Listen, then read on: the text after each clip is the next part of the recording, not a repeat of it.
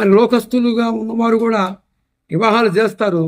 అయినా అది వివాహమే, ఇది వివాహమే. కానీ క్రైస్తవ వివాహాలలో ముఖ్యముగా ప్రమాణాలు చాలా ప్రాముఖ్యం.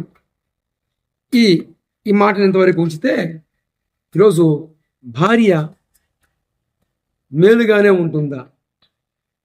మేలుగా ఉంటే ఆ దాంపత్య జీవితము ఇక ఎన్ని రకాలైన మాటలు వచ్చినా ఇతరుల నుండి ఆ స్త్రీకి ఇతరులు రకరకాలుగా కల్పించి, ఏదేను వనములో ఇద్దరు ప్రథముగా పెళ్ళైన కొత్త జంట వధూవరులు ఉన్నారు. ఏదేను వనములో ఆ తోటలో ఆ కొత్తగా పెళ్ళైన ఆ జంట మధ్యకి ఎవరు ప్రవేశించారు అంటే సర్పం. ఆ సర్పము ఈ కొత్తగా ఉన్న ఆ జంట మధ్యలోకి సమీపించి లేనిపోని ఇబ్బందులు కలిగించడంతో పాటు మనుషుల్లో అప్పుడు దాకా లేని పాపాలు అటు తర్వాత వచ్చేటందుకు జరిగేదానికి నాంది బలికిచ్చింది ఈ సర్పం. ఈ సర్పంలాగా కొంతమంది అక్కడక్కడ భార్యాభర్తలు వారు పరస్పర ప్రేమతో వారి యొక్క జీవితాన్ని, ప్రయాణాన్ని కొనసాగించుకుంటూ ఉంటే, వారికి చేతనైతే సహాయం చేయకపోగా వారి మధ్య ఏం చేస్తారా అంటే లేనిపోయిన మాటలన్నీ కూడా కల్పిస్తాడు. ఆ కల్పించినప్పుడు భార్య ఏం చేయాలి? మా ఆయన అలాంటి వాడు కాదు, మా ఆయన అలాంటి వ్యక్తి కాదు అని భార్య చెప్పాలి. భర్త కూడా నా భార్య అలాంటి ఆమె కాదు, ఆమెని గత 20 సంవత్సరములుగా నేను చూస్తున్నాను అని భర్త కూడా సాక్ష్యం ఇవ్వాలి. కానీ ఈరోజు భార్య మేలుగానే ఉంటుందా, భర్తకి కీడుగా తయారవుతుందా అని చూస్తే కీడుగానే తయారవుతుందని చెప్పి, ఇటీవల కొన్ని సంవత్సరాల క్రితం వివాహం జరిగింది. ఆ వివాహం అయిన తర్వాత మరి ఆ ఇద్దరికి మరి పిల్లలు ఇంకా లేరు.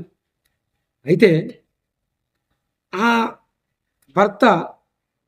భార్య భర్త ఇద్దరు ప్రశాంతంగా వారి ప్రయాణాన్ని కొనసాగించుకుంటూ ఉన్నారు. ఇది ఒక సందర్భంలో ఒక సిఐ గారు చెప్పిన సంఘటన.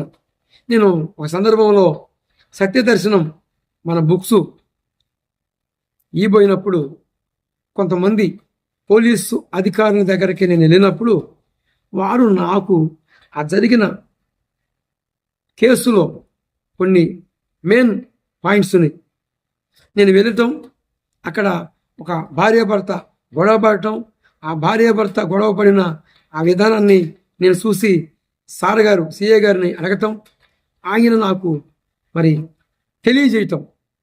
ఈ గొడవ అంతా కారణం ఏంటంటే ఎవరి వల్ల అంటే భార్య. అందుకే సామెతల గ్రంథంలో మేలుగా ఉంటుందా, కీడుగా ఉంటుందా?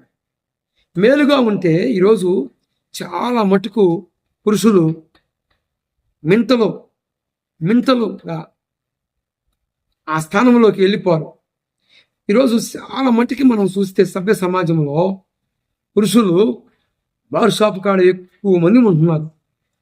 వారి బలహీనత అంతే కాదు, ఏదో ఒక పరిస్థితిలో ఏదో ఒక రీతిగా ఆ బలహీనతకి లోనైపోతున్నారు.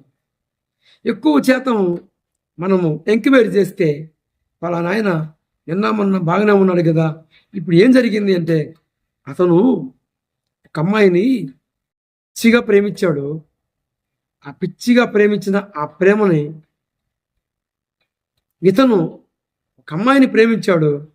ఆ అమ్మాయి మరొకరిని ప్రేమించి వానితో వెళ్ళిపోయింది కనుక ఇతను పిచ్చివాడు అయిపోయాడని ఎన్నో సాక్ష్యాలు. అయితే